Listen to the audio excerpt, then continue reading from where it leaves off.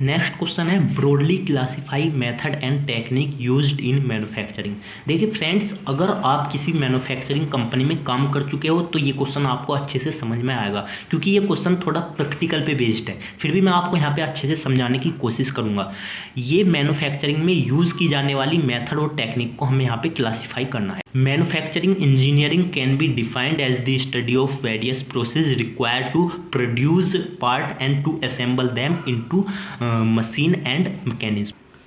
किसी भी मशीन की हेल्प से हम कोई भी प्रोडक्ट असेंबल करते हैं या प्रोड्यूस करते हैं तो हमें जिस प्रोसेस की नीड होती है हमें उसको यहाँ पे स्टडी करना होता है। तो हम मैन्युफैक्चरिंग इंजीनियर को इस तरीके से डिफाइन कर सकते हैं। अब इसके मेथड और टेक्निक को हम देख लेते हैं। मेथड्स देखिए, सिंपल समझिए। सबसे पहले क्वेश्चन क्या पूछा हुआ है, इसने पूछा है मेथड एंड टेक्निक बताइए जो कि मैन्युफैक्चरिंग में यूज़ की जाती है। यानी कि जब हम किसी भी प्रोडक्ट की मैन्युफैक्चरिंग करते हैं तो उसके मेथड्स को हमें बताना है। नंबर 1 होता है कास्टिंग प्रोसेस। कास्टिंग प्रोसेस क्या होता है, देखिए ये थोड़ा प्रैक्टिकल पे बेस्ड है। आप इसको यहाँ पे इस डेटा केबल की हेल्प से समझिए। देखिए ये एक प्रोडक्ट है, ये प्रोडक्ट कंपनी में बनाया जाता है, इसकी प्रोडक्शन की जाती है।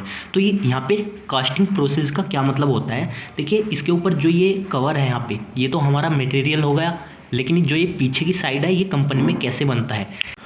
देखिए आपने अगर डाई सुना है तो सही है, लेकिन कोई बात नहीं, आप बस समझिए। डाई ऐसी चीज़ होती है जो कि ये जो डिज़ाइन किया जा रहा है यहाँ पे, और ये जो पीछे की साइड यहाँ पे ये डिज़ाइन है, ये डाई के अंदर होता है। जब डाई के अंदर हम इस मटेरियल को लेते हैं और प्रेस कर देते हैं तो ये यहाँ पे एडजस्ट हो जाता है। तो इसको बोलते हैं हम कास्टिंग प्रोसेस। ये मशीन की हेल्प से किया जाता है, वहाँ पे प्रेशर होता है, उसकी हेल्प से किया जाता है। आप बस यहाँ पे इमेजिन करिए, जो हमारा ये ऊपर की साइड का जो ये कवर है, इसको हम बनाने के लिए कास्टिंग प्रोसेस का यूज़ करते हैं। उसके पास एक डाई होती है, डाई मतलब इस तरीके का शेप होता है। आप इसकी शेप यहाँ पे देख पा रहे हो, तो बिल्कुल सेम शेप होती है। जब हम इस मटेरियल को उस डाई के अंदर डालते हैं, ये जो मटेरियल होता है बाहर का, और उसको प्रेस करते हैं तो ये कुछ इस तरह का निकल जाता है। तो हमारा यहाँ पे ये प्रोडक्ट रेडी हो जाता है। सेकंड है यहाँ पे डिफॉर्मेशन प्रोसेस। डिफॉर्म मतलब किसी चीज़ को हम चेंज कर देते हैं यहाँ पे। अब हम इस प्रोसेस के अंडर में बात करते हैं प्लास्टिक मटेरियल की। जैसे कि हमारी चेयर होती है, चेयर के अलग अलग हमारे शेप होते हैं।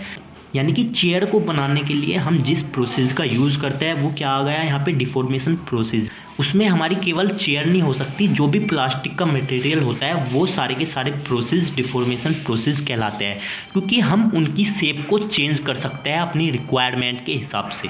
नेक्स्ट है यहाँ पे मशीनिंग प्रोसेस। देखिए ये एक ऐसा प्रोसेस होता है जिसमें हम कटिंग वगैरह करते हैं। कटिंग सपोज कीजिए ऐसा कोई प्रोडक्ट जिसमें हम होल करते हैं, मतलब हम उसमें ड्रिलिंग कर सकते हैं, ठीक है। तो उस प्रोसेस को बोलते हैं हम मशीन प्रोसेस। यानी कि जो अनवांटेड मटेरियल होता है हम उसको रिमूव कर सकते हैं। नेक्स्ट है यहाँ पे पाउडर मेटलरी। देखिए ये जो होता है ना, ये जो मटेरियल है ये एक तरीके से पाउडर आप इसको बोल सकते हो। ये एक पाउडर की फॉर्म में होता है, लेकिन जब हम इसको डाई के अंदर लेते हैं और उसको प्रेस करते हैं, यानी कि उस पर फोर्स लगाते हैं एक्सटर्नल, तो ये अपने इस शेप में आ जाता है।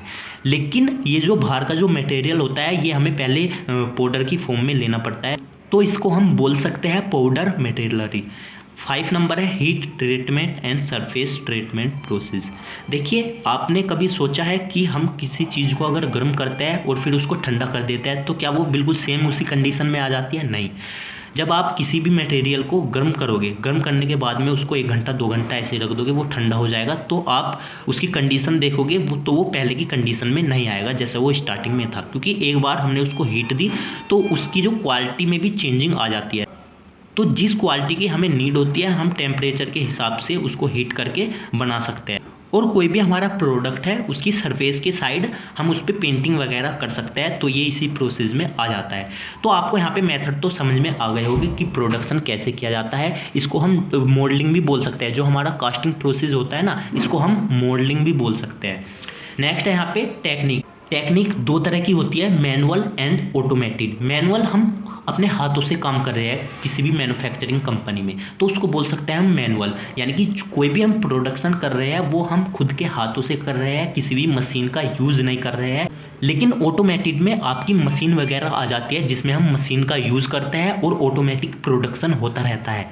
आई होप आपको ये क्वेश्चन अच्छे से समझ में आ गया होगा।